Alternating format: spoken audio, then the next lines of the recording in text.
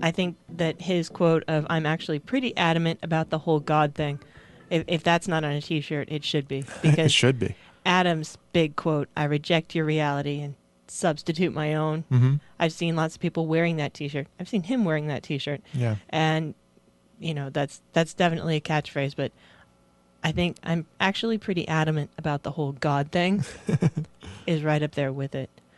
And so it was just these two guys doing crazy things and blowing stuff up and doing some extremely cool scientific testing. The thing that I'm most jealous about, if I'd want to be a Mythbuster, you've seen their shop. They have every tool available, and it appears, and I suspect it's Jamie's doing, everything is very well organized. And there's tons of plastic bins, and they're all labeled, and I'm sure that some of them say something like, robotic arm, and I don't know. I mean, it's just, I can't even imagine. It's mind-boggling to think about what all of these labels say for all the different things. Replicated carcass parts, Confederate rocket, jetpacks, earplugs. Every good team has juxtaposition. Yeah. And they've actually talked about it, that they're both fairly different people, but that allows them to come at the same issue with different points of view, and that's how everything they do gets covered. But, of course, I'm sure somebody at the Discovery Channel said, this is a really great show, but you need some women. They have had different women on the program.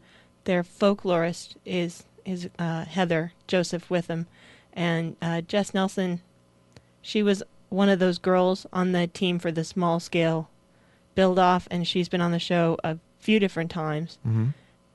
Scotty was the mistress of metal, and Christine is a myth turn, and she's, I guess that's what they call interns. Yeah. And she was there as contest winner for the Discovery Channel, and she was there on the second season.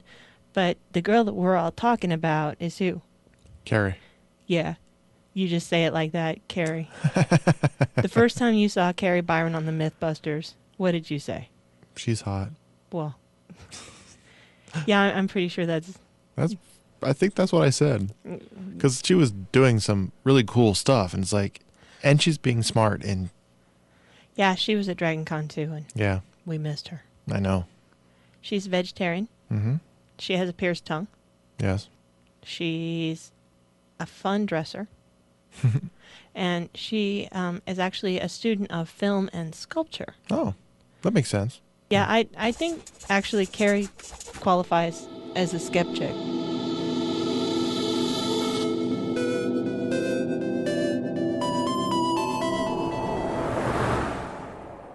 This is David with Skepticality. I'm at the Amazing Meeting 4, and I'm joined with Kari of the Mythbusters. Thank you for joining me.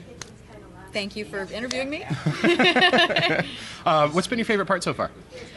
Oh, well, my favorite part was a magic show last night that Jamie did. I missed that one, but I hear amazing. It was a good show. What was your favorite trick? The card trick, actually. I just the sleight of hand thing. I can't wrap my head around it because I was watching so closely to try to see his hands moving or cards move, and it actually looks like magic. And now you guys got in late last night. Were you delayed at all? No, we weren't delayed, but we were at the office and the shop all day, and we went directly from there to the airport, to the dinner, so there's, That's a long day. We still got to work.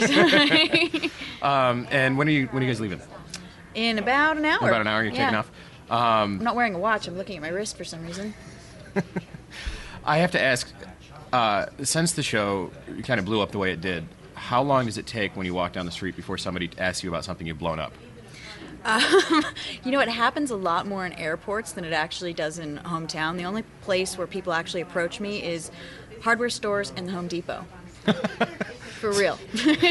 Are they getting tips where they're buying their stuff, or? I just think people who buy hardware just, it could be that I'm in hardware stores pretty much all the time, 3 times a day on the weekend, and love them. So you know Home Depot pretty well. Yeah. Which I also sheetrock in. Oh, I'm kidding. I'm more for the mom and pop hardware stores. They usually carry things that are a little more interesting. And come on, you got to support the mom and pop. I'm from San Francisco. That's what we do. Sure.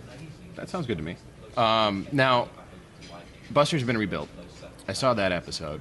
Mm-hmm. You blew his hands off. Yeah, I did that about a month ago. It was bad. I mean, I searched for his hands for 2 hours. We had a crew of people spreading out, searching for his hands. But the velocity of the explosion from this bomb we set off, apparently the FBI said particles from it would reach New York in 5 minutes.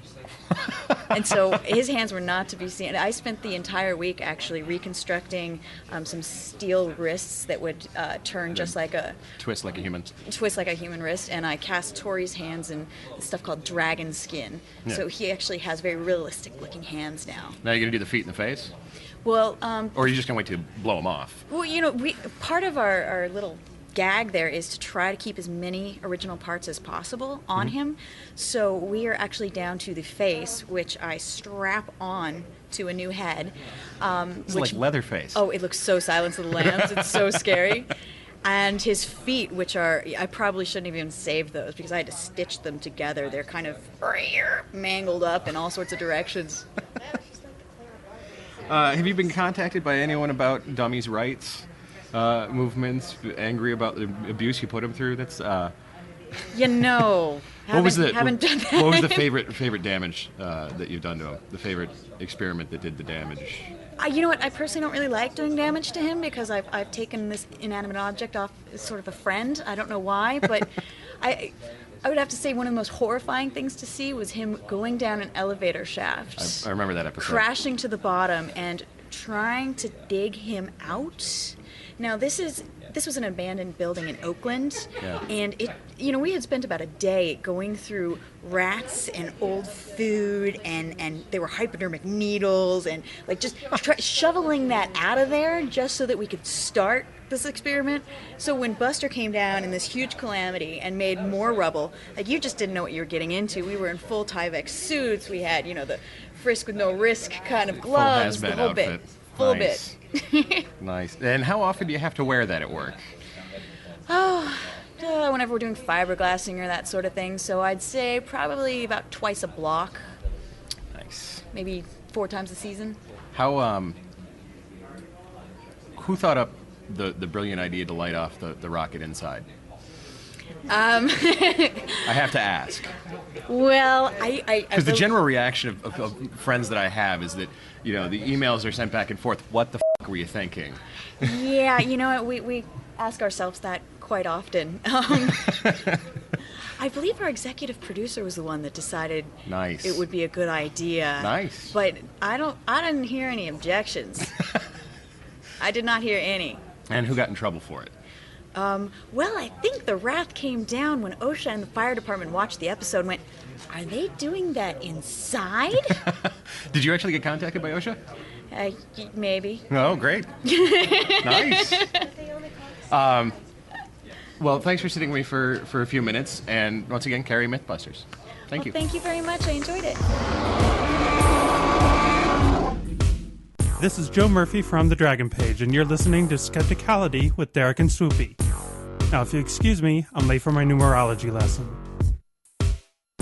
Now, I will have to say big kudos to David Federline for getting us those interviews and more from The Amazing Meeting 4. But I gotta say, of all the stuff you sent us, I think the one where it was most noticeable that you were somewhat of a fanboy was when you were talking to Kari Byron of the Mythbusters. I think so. That was not exactly groundbreaking investigative journalism.